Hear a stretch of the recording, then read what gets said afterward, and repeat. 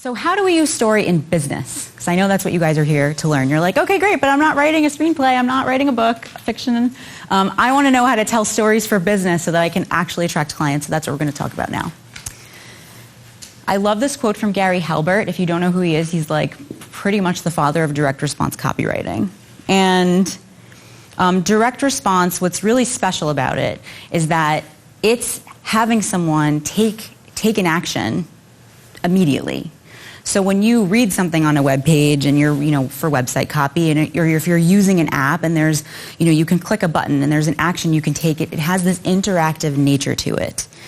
And what's special about it, it's not just this it's not a distant situation. It is actually a one-on-one conversation where you can create interaction with someone on automatic.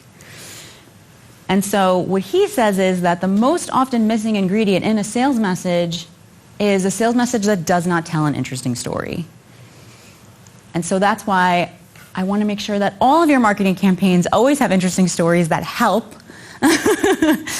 In business, we are telling stories with one goal in mind: develop and advance the relationship between you and your customer.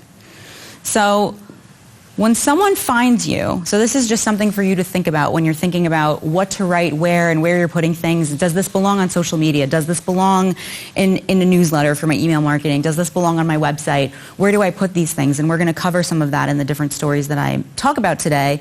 You want to always be thinking about where your relationship is beginning and what that customer already knows about you. Where are they finding you? What are they learning about you when they land on, your social media account and they start engaging with your social media? How does that relationship develop? And so storytelling exists to help you develop and advance that relationship. So every story you tell is going to be moving that relationship forward.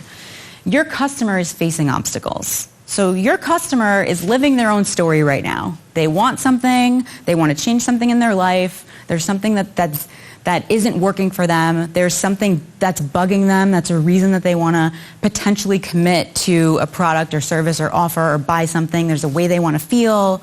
And there's an obstacle to that. And you can help them. You are solving a problem with your business. So being really clear on how you can help them overcome that obstacle is key. The story you tell around how you can help them is what positions you as a critical factor in your customer achieving what they want.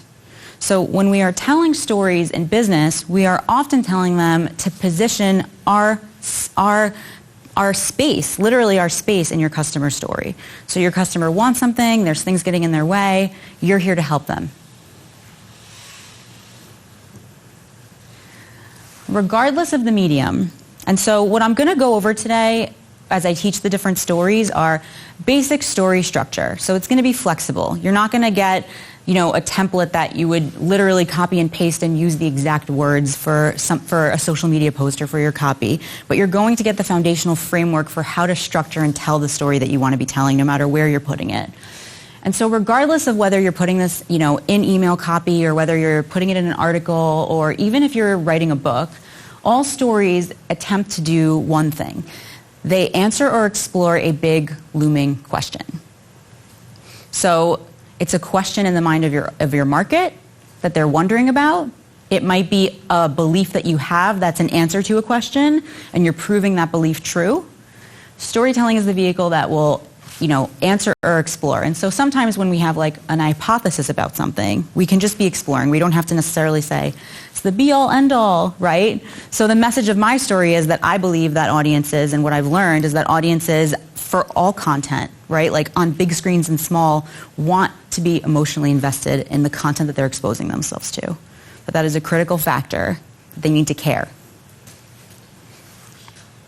The nature of your question determines the tone that you'll be using. So this just to touch on writing voice, because I know that comes up a lot. Sometimes we tell stories that seem like really serious subject matter. And so you get to actually choose the tone of voice you want to use based on the nature of the question that you're answering. And how the story ends is what determines the message. So if you're proving something right, the ending determines the message. Now, the best example that I can give for this is, let's say you're watching a romantic comedy, right? And this couple, these two people meet each other and they don't know if they like each other, but then they get to know each other and then they really like each other and then they kiss and then things get really, really serious, but then they have a fight and break up. But then at the end, they end up together and love conquers all. And they're so happy and everything's amazing. So the message of a romantic comedy is always love conquers all. But if they didn't end up together and the ending just changed a little and they were like, all right, this is cool, but maybe we're just not for each other, the message would change. It might become more complex. It might be more of an artsy indie movie, right? But you end up with a more complex message that really states what the writer wants to say and what the leader wants to be conveying. So if they didn't end up together, the message might be, love is great, but not every relationship works out all the time, and sometimes you need more than love to make it work, right? Insert your own message here. But always be thinking about how your story ends and how that connects to really what you're trying to say. So in business, your stories are engineered to answer questions like, how can you help your customer overcome their obstacle and achieve their vision? Why are you the right brand for them? Why are you the one? Is success really possible for them? So a customer might have doubts that they can achieve a certain amount of success or that a product might make them feel a certain way, right? Your job as a storyteller is to prove that it is possible for them to feel a certain way, to achieve a certain goal, to have a certain level of success. And these are the types of questions that come up. And you can find these questions just by having conversations with clients and answering their questions. They can be asking you questions on social media. You can build stories that answer their questions. And voila, instant content map. And so I just want to define success because we're going to be talking about success stories, and I know I just mentioned it. For the purposes of marketing and for this training, what my definition of success is, it's achieving the desired goal or something else awesome. So goals can change in the middle of a story. Often they do, right at the midpoint, right in the center. Oh, I wanted this, but then this changed, and I learned something else about myself, and new goal. New goal because I've deepened my understanding of the topic. I've deepened my understanding of why I want that. And so now I've pivoted in what I want. So that to me is success. So it doesn't have to always look like, oh, they got exactly what they wanted. It doesn't have to, and you can still convey that for your brand and business. Now, when you're able to convey that, you are going to demonstrate the significance of your offerings, so people are going to understand the full value and why it's important. Like if you can demonstrate what a customer has achieved with you, if you can demonstrate your experience to them, they're going to understand the importance and the value of your offerings. You're going to be able to create that emotional connection with your audience because they're going to care about you and they're going to be able to project themselves, onto you and or onto other customers that are happy with the work that you do with them. And you'll be able to also back up your message. So whatever it is that is the belief that you stand for in your business, and a lot of the business owners that I've worked with really do have a socially conscious, mission-based message that they care deeply about. They want to make the world a better place. They want to do good with their business. They want to improve the lives of their clients. And so being able to back up that belief with a powerful story, again, helps us create these brand advocates, and you're going to develop that relationship that you need in order to sell. Now, I know we talked about change.